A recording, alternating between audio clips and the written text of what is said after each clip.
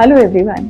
अपने इस निशांत इनिशिएटिव में हमारी कोशिश रहती है आप तक हर सही और राइट इन्फॉर्मेशन पहुंचाने की, जो एक पेशेंट के लिए जानना बहुत ज़रूरी है। साथ ही हम बात करते हैं उन सभी मिथ्स की जो हमें सोसाइटी में देखने के लिए मिलती हैं। इसी तरह आज हम एक बहुत इंपॉर्टेंट टॉपिक की बात करेंगे, क्योंकि हर फीमेल को कभी ना कभी लाइफ में इसको फेस करना पड़ सकता है। जी हाँ, हम बात कर रहे हैं गायनेकोलॉजिकल सर्जरीज की। तो ऐसे में आप बहुत कंफ्यूज हो जाते हैं कि आपके लिए कौन सी सर्जिकल टेक्निक बेस्ट है और उसके क्या फायदे या नुकसान हैं। तो यहाँ आपको ये जानना बहुत ज़रूरी है कि लैप्रोस्कोपिक सर्जरीज, या जिसे हम दूरबीन का ऑपरेशन कहते हैं, ये मेडिकल साइंस का एक बहुत ही बेहतरीन इन्वेंशन है, क्योंकि इसकी वजह से सर्जरीज ना कि सिर्फ डॉक्टर फ्रेंडली हो गए हैं बल्कि पेशेंट फ्रेंडली भी हो जाती है। तो आज अपनी इस वीडियो में हम बात करेंगे लैप्रोस्कोपी की। To start with, let's see कि लैप्रोस्कोपी क्या है और ये कैसे की जाती है। Laparoscopy is basically a minimal invasive technique wherein we use a long, thin, cylindrical optical instrument which is passed inside your abdomen via a very small incision. And this laparoscope, ये जो दूरबीन होता है, इसकी वजह से हम आपके पेट के अंदर के सारे ऑर्गन्स को देख पाते हैं और साथ ही सर्जरी भी कर पाते हैं। अगर बात करें कि ये कैसे किया जाता है, क्योंकि लैप्रोस्कोपी एक सर्जिकल टेक्निक है, तो आपको जनरल एनेस्थीसिया मतलब कि पूरा बेहोश किया जाता है। उसके बाद आपका जो बेली बटन है, जो आपका नाभि होता है, वहाँ पे एक बहुत ही स्मॉल निक दिया जाता है, जिससे हम अपना एक पतला और लंबा नीडल, जिसे हम वेरिस नीडल कहते हैं, वो हम इंट्रोड्यूस करते हैं। और इस नीडल को अटैच किया जाता है गैस ट्यूबिंग से, जो कार्बन डाइऑक्साइड गैस हमारे एब्डोमेन के अंदर भरती है। कार्बन डाइऑक्साइड गैस भरना इसलिए ज़रूरी होता है ताकि जो आपका एब्डोमेन का आगे वाला लेयर है वो थोड़ा फूल के मोटा हो जाए और बाकी ऑर्गन से वो सेपरेट हो जाए, जिससे कि अंदर एक रूम क्रिएट हो जाता है और हम अंदर के सारे स्ट्रक्चर्स को बहुत इजीली देख पाते हैं और हमें स्पेस मिल पाता है अपनी सर्जरीज परफॉर्म करने के लिए। जब एक सर्टेन अमाउंट ऑफ प्रेशर या गैस आपके एब्डोमेन में फिल हो जाती है, जो कि हम मॉनिटर पे देखकर जज करते हैं कि this is the right amount and right pressure, तब हम इस वेरिस नीडल को निकालते हैं और इसी इंसिजन से, लगभग 5 mm का इंसिजन होता है, यानी कि आधा सेंटीमीटर का, हम ये लैप्रोस्कोप या दूरबीन को हम उसी इंसिजन से अंदर डालते हैं। इस लैप्रोस्कोप को अटैच किया जाता है कैमरा हेड से। ये कैमरा हेड आपके एब्डोमेन के अंदर के सारे ऑर्गन्स का पिक्चर लेता है और उनको बहुत ही मैग्नीफाई करके हमें मॉनिटर के ऊपर डिस्प्ले करता है, और ये इमेजेस ओटी में प्रेजेंट सभी लोग देख सकते हैं। और हम उन पिक्चर्स को देखते हुए अब अपनी सर्जरी परफॉर्म करते हैं। सर्जरी परफॉर्म करने के लिए हम 1 या 2 और छोटे छोटे 5 mm के incision, depending on the side के किस एरिया में हमें ऑपरेट करना है, आपके पेट पे 1 या 2 और स्मॉल इंसिजन दिए जाते हैं, जिनसे हम अपने बाकी के इंस्ट्रूमेंट जैसे कि सिजर्स, फॉरसेप्स, वो सब हम अंदर इंट्रोड्यूस करते हैं and we perform the complete surgery. अब आप ये समझ ही गए होंगे कि इस प्रोसीजर के एडवांटेजेस क्या हैं। जी हाँ, क्योंकि हम बहुत ही स्मॉल इंसिजन दे रहे हैं, रफली 1/2 सेंटीमीटर का, तो बहुत ही कम ब्लीडिंग होता है, बहुत ही कम पेन होता है, और साथ ही क्योंकि आपके जो इंटरनल ऑर्गन्स हैं वो एनवायरनमेंट के लिए एक्सपोज नहीं हो रहे हैं, क्योंकि सब कुछ आपके एब्डोमेन के अंदर एक पैक्ड कंडीशन के अंदर ऑपरेट होता है, तो जो रिस्क ऑफ इन्फेक्शन होता है वो बहुत कम हो जाता है। और इन सब चीज़ों की वजह से जो ये छोटे छोटे से स्कार भी आते हैं, उनका जो स्कारिंग होता है, मतलब कि जो हीलिंग होता है, वो बहुत अच्छा होता है, और थोड़े ही महीनों में ये जो छोटे छोटे निशान हैं ये भी गायब हो जाते हैं। इन सब चीज़ों की वजह से आपकी जो रिकवरी है वो भी बहुत फास्ट होती है, जिससे आपका हॉस्पिटल स्टे बहुत कम हो जाता है। इनफैक्ट आज हम लोग मोस्टली प्रोसीजर जो लैप्रोस्कोपी से करते हैं वो डे केयर की तरह करे जाते हैं। डे केयर मतलब कि जहाँ पे हम सेम डे आपको एडमिट करते हैं और सेम डे आपको डिस्चार्ज कर दिया जाता है। आप बहुत ही जल्दी अपनी रेगुलर एक्टिविटीज ज्वाइन कर सकते हैं, नॉर्मल आपका जो वर्क है वो ज्वाइन कर सकते हैं। जबकि पहले जो हम पूरा पेट खोल के ऑपरेशन किया करते थे, उसमें आपको लगभग 10 से 15 दिन के लिए बेड रेस्ट की जरूरत रहती थी, 5 से 7 दिन के लिए आपको हॉस्पिटल में एडमिट किया जाता था, और काफी टाइम तक बहुत सारी एक्टिविटी करने के लिए रेस्ट्रिक्ट किया जाता था। तो आइए बात करते हैं ऐसी कौन सी कंडीशंस हैं जहाँ पे हमें लैप्रोस्कोपी कराने की जरूरत पड़ जाती है। इसको हम 2 तरह से यूज करते हैं। एक होता है डायग्नोस्टिक वे।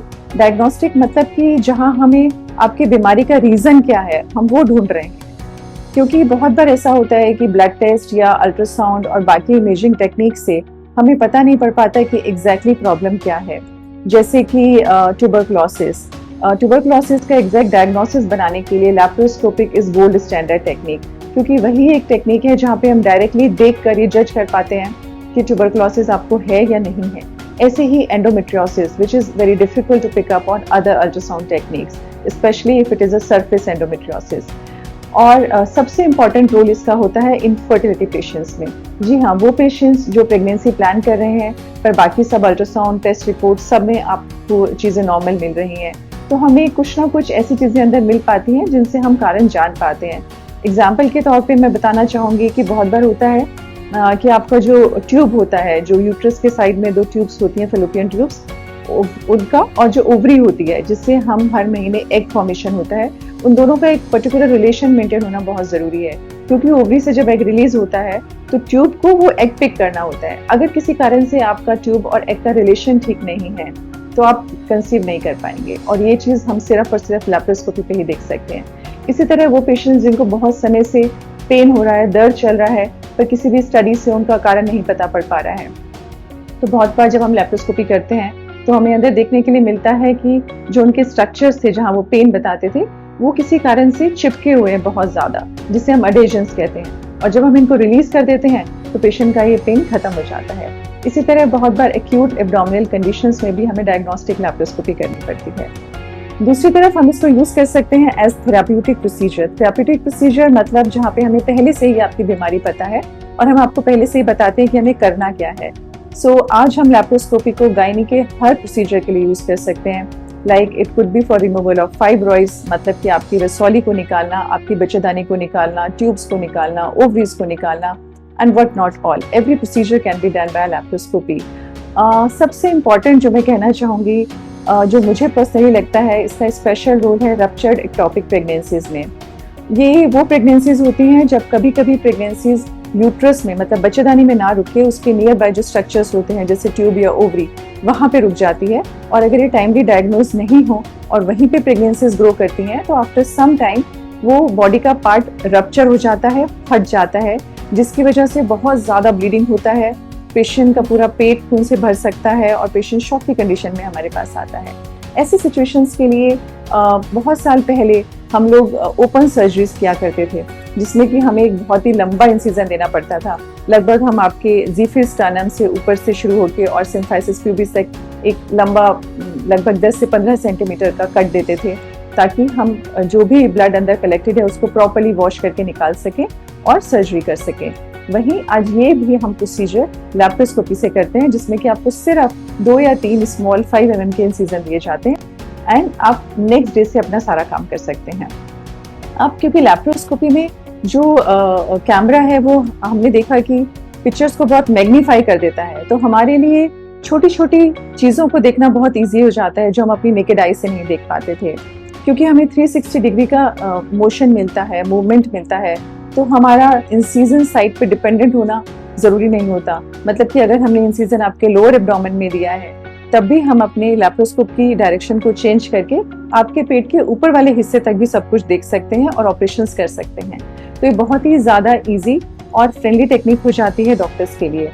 बट ये प्रोसीजर करने के लिए ज़रूरत होती है एक high tech well equipped operation theatre की, वेल ट्रेन्ड नर्सिंग स्टाफ्स की और एक हाईली स्किल्ड सर्जन की। क्योंकि आपने देखा यहाँ पे हम लोग जो एब्डोमेन के अंदर प्रॉब्लम होती है उसका पिक्चर हम मॉनिटर पे देखते हैं और हम ऑपरेट अपने हाथ से कर रहे होते हैं while viewing the images on the monitor, which requires a lot of hand and eye coordination, जिसके लिए एक स्किल्ड सर्जन का होना बहुत ज़रूरी होता है। सो लैप्रोस्कोपी के इतने फ़ायदे होने के बावजूद भी जब हम पेशेंट को इस सर्जरी के बारे में बताते हैं तो उनके मन में कहीं ना कहीं कुछ डर रहता है, mainly because of certain miss, जिसमें सबसे पहला रीज़न होता है कि पेशेंट को लगता है जो गैस हम आपके एब्डोमेन में डालते हैं वो पूरी तरह से नहीं निकल पाती और हम बाद में मोटे रह जाते हैं, विच इज़ नॉट राइट। क्योंकि हमारी सर्जरी पूरा होने के बाद हम उन्हीं होल से गैस को पूरी तरह से निकालते हैं। और दूसरा, कार्बन डाइऑक्साइड गैस इसीलिए यूज़ किया जाता है क्योंकि ये हमारे एब्डोमेन के अंदर जो पेरिटोनियम होती है वो इसको विद इन फ्यू आवर्स, कुछ घंटों के अंदर ही पूरी तरह से एब्जॉर्ब कर लेती है और अंदर गैस नहीं बचता है।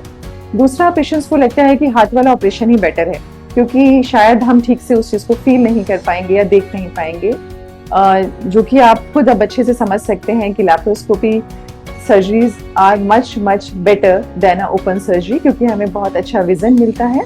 और बहुत ही ईजी एक्सेसिबिलिटी हमें मिलती है. So next time when you need to go for a gynae surgeries, make a smart choice and opt for laparoscopy. Thank you.